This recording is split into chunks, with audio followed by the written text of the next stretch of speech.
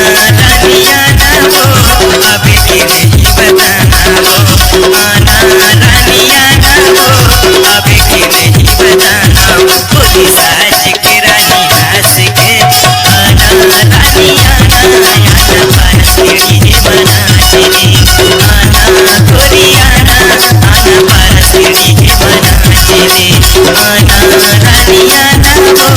अब की नहीं बताना वो आना गोरिया ना वो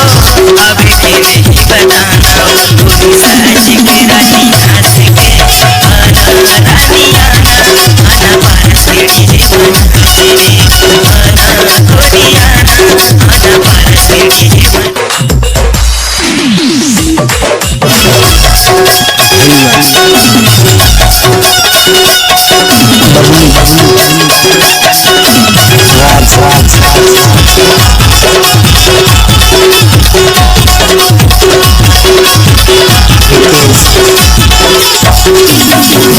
डीजे पिंडरा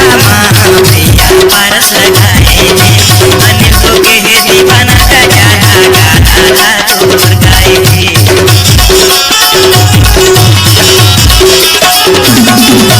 सौरभ डीजे पिंडरा